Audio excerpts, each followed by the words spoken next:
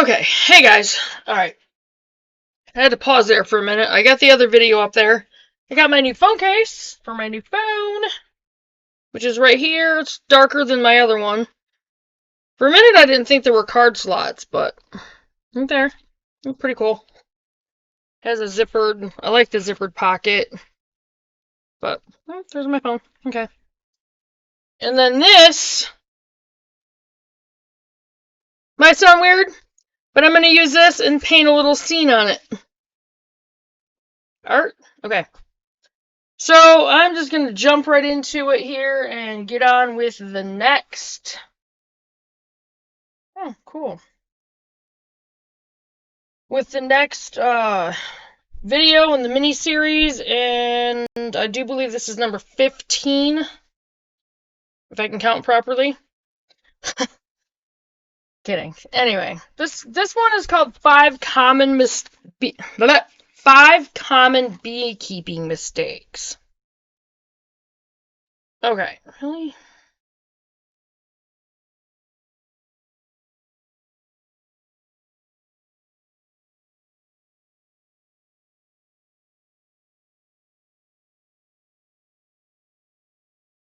Sorry, I've got some weird notifications. It's starting to bug me.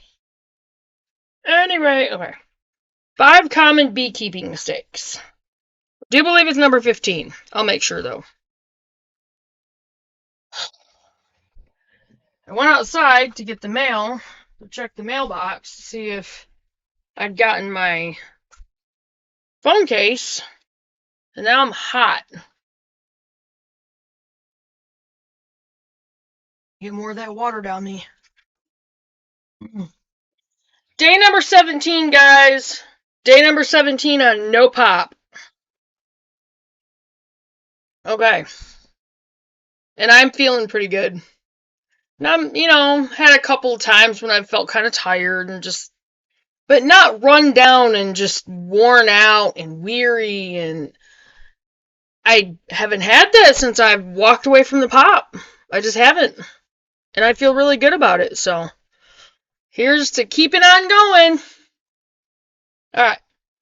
Last year I wrote an article on the 10 most common mistakes I see new beekeepers make. The continued popularity of this article and the high volume of mistakes I see beekeepers make has prompted me to write a sequel. So here are 5 more beekeeping mistakes I hope to help you avoid. Number 1, poor record keeping. That's why I'm getting a beekeeping journal. And again, we're going to be waiting a year. We're not getting them this spring. We're going to wait a year. Not taking notes or recording hive inspections is a mistake that breeds more mistakes. They forgot a word. How can you improve your beekeeping practices if you are not keeping any records of what works and what doesn't? This is why taking notes is one of the most important habits a new beekeeper can form. And I'm going to have to buckle down and make sure I'm keeping a full homesteading journal, or journals rather, on all the parts of our homesteading. The garden, the bees, each different livestock animal, our chickens, our turkeys, our ducks, our guineas, our geese, our dairy cow or cows, our horses, our pigs, our rabbits, and our quail. I'm going to have to make sure I have a journal for every one of them, and I'm going to have to set aside time at night to sit down with every one of those journals after we've been out to the barn and taken care of all of the animals at night, and our goats, and possibly our sheep. So we've got good records, and I'm just going to have to make sure I get into that habit. So, because I am kind of bad about that. I'll start something, and I'll go good with it for a while, and then I'll just stop. So, here's to new habits, new good habits. Alright.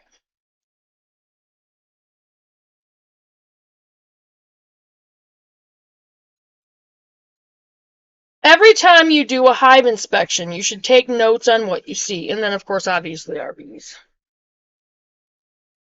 Excuse me for just a minute, guys. Alright, sorry about that, guys. I ended up having to go to the bathroom again. It's been drinking a lot of water and it's going through me. Alright, so where did I leave off?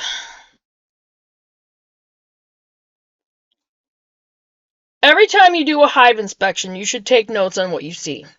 Not only does this practice help reinforce what you already know, but it will help you to learn new things down the road. So, it isn't just about figuring out when you last saw larvae in your colony. It's about evaluating the larger patterns. When you take consistent notes, you will have a hive history to reflect on that will allow you to see the long-term benefits or consequences of your beekeeping techniques. Are you having more success with one breed of queen or another? Do your bees overwinter better in a certain hive style? These are the kinds of questions thorough note-taking can answer. There are many different ways to record the information you see during inspections. Some prefer digital platforms like Hive Tracks. Others like to take notes by hand and use some shorthand codes to write on their actual hive boxes, which I might just do that right there. I'm more of like the handwritten person. My grandma actually knew shorthand.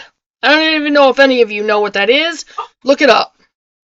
And it was actually kind of a cool thing. But she knew how to do it because she had a business degree. And they used to teach that like way back then. But it came in pretty handy for her. Anyway. It can actually be helpful for new beekeepers to take notes on a template because the template can act as a guide during a hive inspection when you are not sure what you should be looking for. I created a hive inspection notebook just for this reason. Featured below and available in my shop. Might actually get on that and see if I can buy that one right there. Inspecting too often. Number 2, inspecting too often. Many new beekeepers are nervous and worry over their new bees. That would be me. They are also excited and eager to visit with their bees and monitor the behavior. While these qualities can evolve into good beekeeping practices, it is important to learn restraint when it comes to disturbing your bees. Sorry.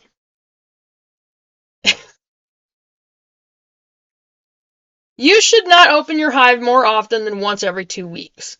Inspections are stressful for bees and they disturb the carefully controlled atmospheric conditions within the hive. I am not Chewbacca from Star Wars, I promise. However, you should do regular inspections every 2 to 4 weeks to monitor your colony's health and progress. Some hives come with windows that allow you to observe your bees without opening the hive. That's what I want. That's one of the reasons why I'm considering getting the flow hives, even though they are expensive. And I'm praying for that. I'm really hoping that we get the money from the investment. We haven't been able to put much into it over the last several weeks because our checks have sucked. At least mine have. And I've had to use more out of my husband's checks to compensate for what I'm not getting in mine, which doesn't leave much out of his. So it's kind of been a back and forth thing. So hoping to be able to put some into the investment soon again. We do still, we have over 5,000, but I was hoping that it would be over 15 by the time they put that 30,000 on there, and now we're less than a month away from December, so anyway. Okay. If you are the kind of person who will be tempted to check too often, you might want to see about getting a hive with a window, and that's why I'm thinking about the flow hive. Number 3, unpreparedness. Make sure you are thinking ahead and plan out what you need. Don't get your bees before you get your bee suit, for example. Make sure you have all the tools and equipment needed to care for your bees, and remember that their needs are ongoing. I often encounter new beekeepers who do the work of preparing one hive body to house their bees, but they don't think to build and paint their supers. When there is a nectar flow, bees can build comb at a surprising pace. A beekeeper should always have extra supers in their garage ready to go in case their bees need them, and I'm going to make sure we have those too. Number 4, rough handling.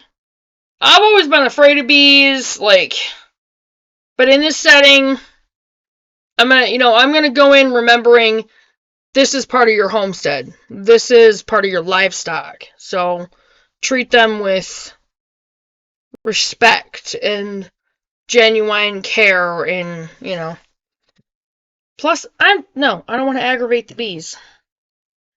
Bees are animals and should be treated with care, but I often see beekeepers mishandle them. A beekeeper should move slowly and calmly when working with the bees. That's why it's important, like I said, to remember that, even I'm telling this to myself, that this is part of your homestead. This is part of the livestock. Bees are part of the livestock, so you treat them with the kind of care that you do your goats and your sheep and your rabbits and your quail, and you know what I mean. Stupid notifications. There's no reason to bang things around and smash bees with carelessness. I definitely wouldn't do that. See, I've been one that's swatted, at them when they've been buzzing around me, but I'm going to have to remember, okay, no, this is your beehive, so just, go calmly. Rough handling will upset the bees and cause them to be defensive, and we don't want that. Every time a bee is smashed, she releases a pheromone that will cause the other bees to become more defensive. That's why they come after you. Take your time and be gentle with your bees. Number 5, spending too much money. Again, I know the flow hives are expensive. But, number 1, I really like the window in it. Number 2, I also like how easy it is to get the honey out. Yeah, it's going to be harder to get the older honeycombs, but that would be harder anyway. So I'm going to do my research. Again, we're going to take a year, so it's not like we're jumping into it in the spring. That's not something I'm going to do. Now, we get chickens. We have an opportunity to get chickens right away.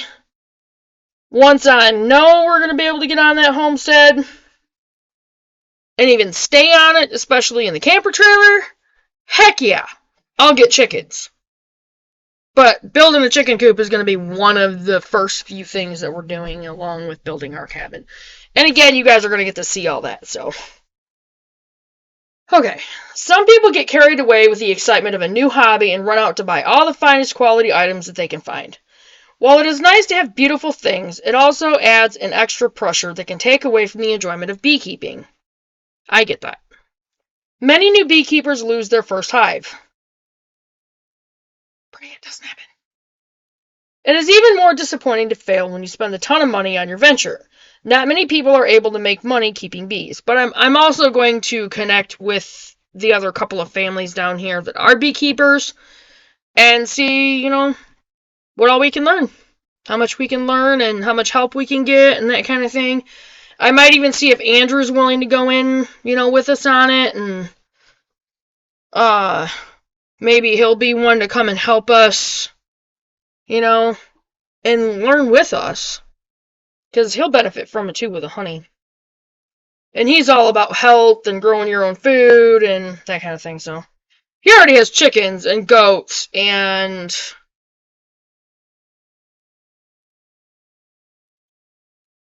turkeys now. He has 3 turkeys. Okay. Not many people are able to make money keeping bees. So that's not really the reason why I'm going to be doing it. I'm doing it, number 1, for our benefit for the honey.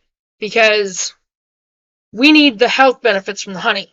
But number 2, the reason I want to end up with 4 hives is to reach out to people on that mountain and build, while we're building that homesteading community, to be able to barter and share that honey. I'm not looking to make money off from it.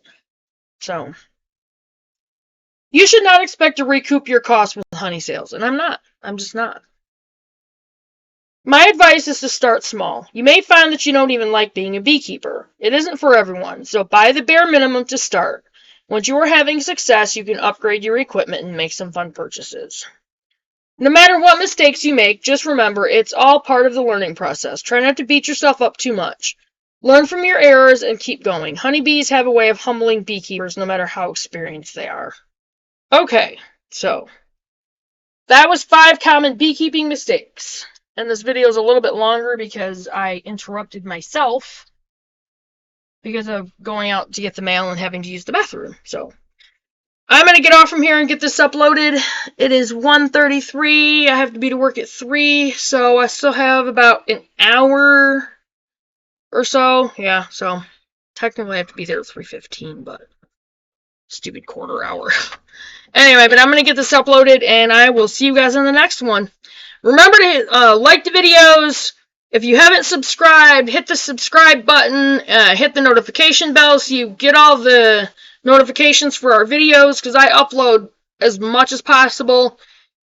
And if you're interested in the soap, if you're interested in one of these, and they are embossed, if you're interested in one of these, please let me know. The email will be in the description box. Those I'm not charging for. I just want to get, maybe a few out there so people can see how good they are and work up to being able to start building that homestead business and start with the soaps. So, anyway. So just let me know if you're interested in one, and I will get back with you, and I will see you guys in the next video.